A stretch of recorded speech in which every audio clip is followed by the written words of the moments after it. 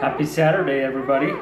Today is Saturday, March 16th, and we're really excited to share the details about the pups that have arrived from Maple. As you can see, we've got 12 pups. We've got 7 boys and 5 girls. We've got a lot of news to share about them, but I'm just gonna jump right in and start introducing the pups one by one.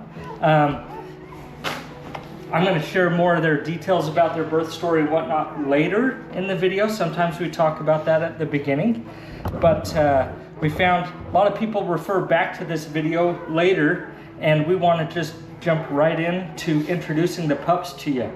So we will start showing them off one by one and let you get to know them a little bit about what they look like right now and how big they are and how they're starting out. All of these pups started out above average in size, and so a typical pup is about 10 to 12 ounces, so a little bit over half a pound to 3/4 of a pound, and the smallest pups out of here are almost a pound, 0.94 of a pound. So that is what Miss Purple weighs, and I'm going to kind of shift the camera around to where I can see it really good, and I can see what you're seeing really good, because I want to kind of hold the puppy right where they need to be to show them off. So we're just here in our puppy room, and they're doing great. They're all ready for a little bit of breakfast here this morning. So Maple's doing a wonderful job about taking care of them. This is Miss Purple. When we weighed her yesterday, she was 0.94 pounds. And if I roll her over, she's gonna squirm a little bit because I pulled her off right during her breakfast. So she's gonna protest a little bit, but she's solid on her chest and neck area. We're not seeing very much markings on her toes, but there may be just the slightest frosted right toes maybe on her, and then there's just a few light hairs on her groin area, just right by my index finger right there on her left side of her leg. Just a few light hairs there. So almost a solid pup. When she's at her adult size and whatnot, I don't think you'll notice those groin area hairs, and so she's gonna appear solid at maturity at this point from what we can see. So they all have good energy. As you can see, they're all, mama's milk is in and doing great. These pups were born Wednesday morning. We had our vet appointment Thursday morning for their tails and dew claws. So you may notice that they've got just their little scab from the remnant of their dew claw, and that is doing well. And then they've got their little stitch at the end of their tail from where we take a third off at the end of the tail. And I'll talk more about that here at the end of the video, but you might notice that as I introduce the pups to you. So that's Miss Purple. Next we have Miss Teal. I'm going to show Teal and Purple side by side for a second. They're both going to protest because they're ready for some breakfast. Teal is the biggest out of all the pups, and so she's 1.36 pounds yesterday. Oh, Maple, leave them alone. They got to be the star of the show. So, and Purple is the smallest of the girls at 0.94 pounds. Purple is not a small pup. She is well above average for this age of pup and this size of a litter. And so Miss Purple should end up to be, a full-size pup, even though she is the smallest out of the girls. And Miss Teal here, she is going to be, a big full-size girl if her growth trajectory keeps up with her birth weight. So right now, if I roll her over, she is solid on her chest, neck, and solid on her toes.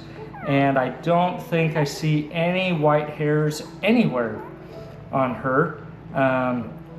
So She appears to be the most solid pup out of the litter, Miss Teal here, and very large for her size, for her age and the size of the litter. Typically, on the more pups there are in a litter, the smaller the pups are at birth, but that was not the case with this litter. These guys are all above average. Next, we have Miss Yellow. She is 1.19 pounds when we weighed them yesterday, and just a beautiful girl.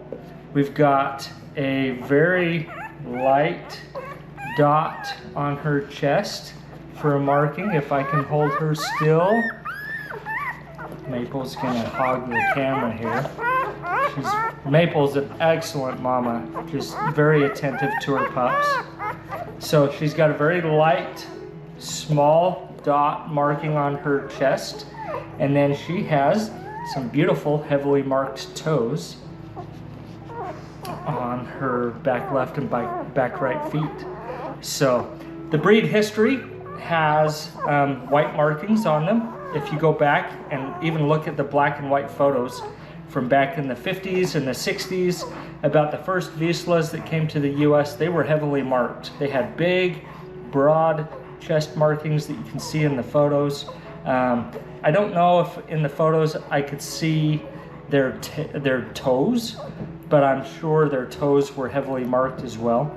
And so, generally speaking, we find probably more heavily marked pups in people that focus on hunting and hunting drive, and then less marked pups on the show and companion pups and things like that. So that's Miss Yellow. Next we've got Light Pink. Where's she at? She is nursing. She's gonna be upset that I pull her away. But this is Light Pink. She was 1.12 pounds. And if I tilt her up and show you her marking, she has kind of a marking of a T there. I feel like the family that she goes to may have a Tesla car, because that's looks like the logo of a Tesla. So to me, so that's her chest marking. She has very lightly marked groin area, just a few hairs that we see there. I don't see any markings on her toes, and that is Miss Light Pink. Next we've got Dark Pink, and she is right at my knees here. So Dark Pink was 1.16 pounds, and if I tilt her up, she's got a really fun marking on her chest. It's got a broad coverage area and kind of a unique pattern to it. So that's fun to see. She's protesting that I picked her up. They have a strong instinct to protest handling at this stage of their development. Their natural instinct is to resist predators, and so any kind of handling that we do, they start to immediately wiggle, and sometimes they'll protest and scream or whine or fuss about that to alert mama and say, hey, this might be a predator. They don't know us. They haven't been handled hardly at all. They're just a couple days old, so they're not familiar with that. So that was Dark Pink, and next we're on to the boys, Mr. Black.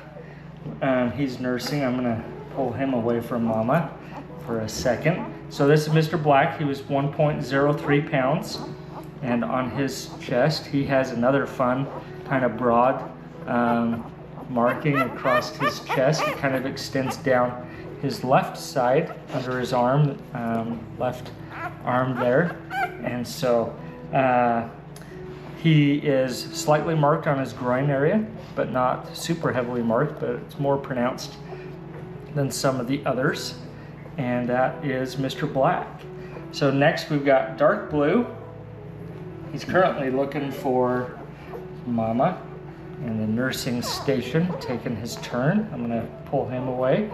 So he was 1.14 pounds, and he was not marked on the chest. Out of the boys, he is not as marked and we noticed that he had a very slightly marked few hairs around the groin area, and then he has the very lightly frosted back right toes there, and so he's one of the least marked out of the pups, and that is Mr. Dark Blue. Next we've got Light Blue, and he is just right in the middle of the milk letting down. You can hear him gulping actually, and so he's got a milk mustache. Can you see that? That's just as cute as it can be right now. You can hear when the milk out of the mammary glands lets down. They start gulping, and you can hear him swallowing the milk. It's so fun. So this is Light Blue. He's 1.16 pounds, and he had a pronounced chest marking that's kind of a badge. It's just right of center on his chest, and he had a lightly marked groin area, but more heavily marked than some of the others in the litter. And so that is Mr. Light Blue. And we're off to Mr. Red, and he is hiding. I need to move my feet a little bit. My leg's going to sleep, kneeling down here. So Mr. Red, he did pull away. He probably got a good tummy full. So as these pups nurse, I would like to mention that as they nurse, they become more lethargic. So the pups that are super wiggly in the video, do not use that as an indication, an early indication of their energy level. That just means if they're wiggly in this video, they're hungry. And if they're quiet in this video, their tummy is full. That's how things roll with them at this age. They go into a milk coma, just like Mr. Red has started into because he just got done nursing. So Mr. Red, he was 1.05 pounds, and he had a more pronounced badge on his chest, just right of center as well. And then we're not noticing any markings on his toes at this stage, but we do see some lightly marked groin area on him.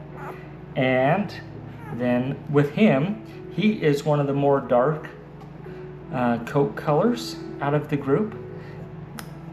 With him, we are noticing just a slightly lighter shade of area on his coat on the right side of him. So it's not a white marking, but you'll notice I'll use Mr. Black. He's a little bit of a lighter color. So Red has kind of that lighter coat color right there on his right side mixed in with his darker coat color. So kind of a unique feature for Mr. Red on sometimes an otherwise uniform looking breed. He's got a unique feature to him. So that is Mr. Red. Next we're going to Mr. Green, and he was 0.94 pounds. So he is the smallest of the boys, but not small for this age of a pup and litter size and everything else.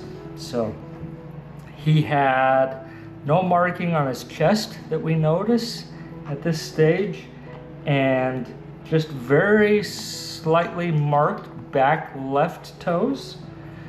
I don't see anything on the right toes, but I do see some slightly frosted back left toes. So he is almost a solid pup, and that is Mr. Green. Next we've got Mr. Gray, and he is sound asleep. Some more milk has been letting down. I don't know if you can hear that, but they're gulping away. So Mr. Gray, he was 1.14 pounds. So we had three pups that were quite large out of the boys. Dark Blue, Light Blue, and Mr. Gray. They're right just neck and neck for top of their weight class for this litter. So he was 1.14 pounds, and Mr. Gray had a broad, unique marking on his chest, and I think you can see that there. Very beautiful. and then a very lightly marked groin, not very marked at all, but a few, noticeable on a few light hairs. And on his toes, I'm not seeing any marked toes or frosted highlights there. So that is Mr. Gray. And last but not least, out of the boys is Mr. Orange, and he is disappeared on me. He is right under, here he is, right under Mr. Grain. So he was just filling up his belly. So Mr. Orange here, he had very fun marked chest, large marking with some unique kind of, I don't know, you want to call it a chevron pattern. It's kind of a zigzag there. And so that's just a fun marking there. And then he had marked groin, probably the more marked groin out of the boys. He has heavily marked back left foot and back right, just very slightly. And I'm seeing just maybe a few lightly marked front toes on the right side. Oh, Maple's moving and her foot is pushing on the camera base. I'm gonna move that so she doesn't tip it over. Oh, she got it again. She's just taking care of herself back there. She's very clean. Maple's, going through the post-birth stages, and there is discharge of the afterbirth and things like that. So she's taking care of cleaning herself up with that. And Mr. Orange has got his tongue poking out. That's so cute. So this is all 12 pups, and now I'm just going to tell you more of their birth story. Sometimes we do that at the beginning of the video, and this time I'm going to do it at the end because a lot of families refer back to this video during the selection process, and I just wanted to dive right into introducing the pups. And I'm going to get this other camera going here so I can show these pups off from a different perspective while we're doing this part of the video. So I'm going to change the settings on here so that it matches the other camera and hopefully looks correct. So here we go.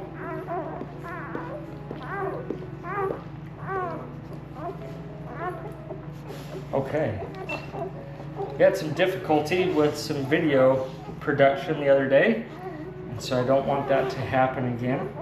But anyways, so these pups, they started arriving Wednesday morning, in the wee hours of the morning. So Tuesday during the day, well, I should back up and just say, when we know we have puppies coming, we know it's kind of all hands on deck, and we keep an eye on these mamas really close because it's in their nature to just want to go find the quietest, darkest corner of the house, and they'll crawl into a corner or something like that and hide and deliver their pups in peace and quiet. So we keep them under 24/7 surveillance monitoring when they're within a few days of delivery. And we're glad we started early with her because she went into labor earlier than normal. And so Tuesday we noticed she was in full delivery mode. Her hormones had reached the stage of completion that her body said these pups are ready. The bun is done cooking in the oven and their development was complete. The puppies actually produce kind of chemicals or hormones that tell the mama body that they are done developing, and that's what produces her delivery hormones and starts her contractions and things like that. So she started with contractions and was doing the normal nesting, and she was refusing food. There's several things that we look for to indicate imminent delivery is about to happen, and to get prepared for that. And she was exhibiting all of those, and sure enough, after midnight Tuesday night, so this was Wednesday morning, the first puppy arrived, and I really wasn't expecting Pups to come Wednesday morning. She was due Friday, and usually we'll have a mama go into labor maybe a day early, but it's pretty rare for them to go into labor 2 days early. So I had not done my part with preparing for an all-night party Tuesday night. So Katie took the lead on an all-night party with Maple and stayed up all night. Didn't go to sleep at all with Maple. I took the second shift in the morning to deliver the last few pups. And so Katie was a real champion to take care of the pups and make sure they all arrived healthy and well, and got breathing started, and get nursing started, and start them off really strong and healthy and things like that. So we always attend the deliveries. We don't just let Mother Nature take their course. You know, we have some autonomy with our schedules, where that we feel very blessed to be able to give the attention to the dogs that sometimes others with full-time occupations during the day wouldn't necessarily be able to accomplish. And we feel blessed to be able to do that, to give the attention that these little ones deserve and things like that. So the first ones were arriving about midnight, and about 6 a.m. puppy number 11 arrived, and it was about 6 hours before puppy number 12 finally made the long commute from way up here. We could see puppy number 12 was still way up in the birth canal process, and trying to work its way down. We actually called our vet and said, hey, this was about 4 hours in between after puppy 11 was born. We said, we know there's one more in there, and we're just kind of making sure we cover our bases. And they said, give her another hour or two, and if she hasn't delivered by noon on Wednesday, bring her in. And so at about 11:45 on Wednesday, we knew the pup was on its way. Maple was back to contracting and had taken a break from her all-night party and had a nap and things like that. So she was feeling strong again, and puppy number 12 arrived healthy and well and doing great. So we're just glad they all came and we're all healthy, and Mama's doing great. We're not really worried about having enough milk for this group. Our experience has been that Mama's production will increase so long as we do our part to make sure that she has the quality of nutrition and calories that her body would need to provide the milk for 12 puppies and things like that. So we'll keep an eye on the puppies, make sure that they're all taking turns and getting full tummies and things like that, so that they keep up with their growth and whatnot. And then we'll do our part with making sure Maple's eating well and doing great there. So these pups, like I mentioned, they've had their dew claws and tails done. The dew claw acts like a thumb on the front paw of a dog. And with Vizsla's being as active as they are, and us anticipating them going to homes where a lot of adventure will wait for them, with hiking or biking, running, mountains, trails, brush, things like that, even just a home environment with bushes and weaving their way in between things, these pups, it's breed standard to remove that dew claw. It's so subject to injury being poking out to the side like that. I'll use Miss Light Pink here as an example. It's just so subject to injury, and having it broken or torn off or ripped or things like that out in their activities, that it's best to just remove it at a young age and eliminate the possibility for future harm. Same with their tails. Their tails can get very long and their tails are not sturdy and robust like per se a Labrador's tail. A Labrador was bred for being a water dog, and they bred for strong, robust tails that act like a rudder in the water. And so Vizslas were not bred for those purposes, and their tails are long and they get very narrow at the end, and they get such happy, wiggly, flapping tails that the end of their tail can actually become damaged and injured from that. And so we have them do the breed standard of removing a third and dock that at the end of the tail and remove that area that's not very strong as they get bigger.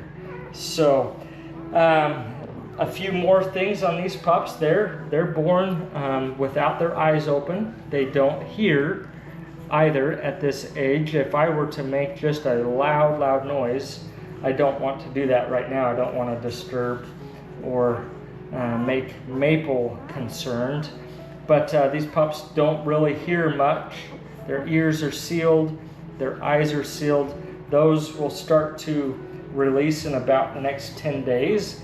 And then to start with, they hear kind of muffled sounds. They hear or they see not super clearly. It's a little bit cloudy for the first few days as their eyes finish developing.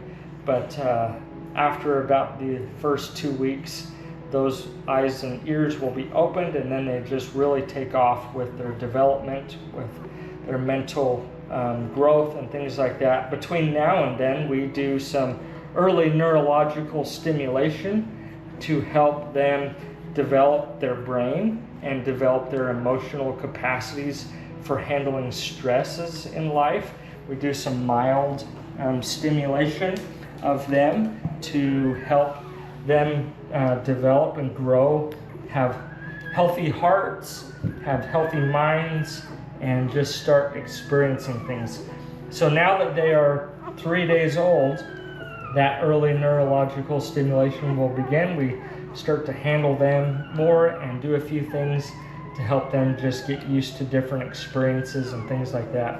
So we'll share more about that as we do that, and let you know as their personalities develop which ones have responded to some of that and what we're doing with all of the pups at that point.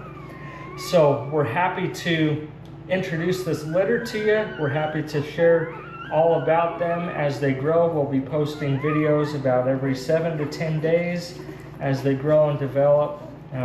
We're just super pleased with Maple. She's just a beautiful mom. She has done a great job delivering 12 pups, getting them all here, taking care of them, being very attentive.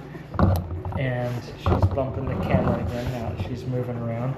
It's fun to watch their personalities change as their mama hormones kick in and they begin to settle into what their pups need. They just turn, they kind of change, metamorphosize into from their normal happy-go-lucky, bouncy, active Vizsla life. They change almost instantaneously after those pups arrive into couch potatoes, and they just become content to just sit still and let, they rest. They need the rest, but they become content to sit still and let the pups do their thing. So we love it when moms have a great instinct in them to have the mothering that they need to deliver with their pups. And so Maple is just a beautiful mama. She's produced some great pups with Timber here, and we're happy to share them with you. Thanks for watching, and we'll keep you up to date as these pups grow and develop.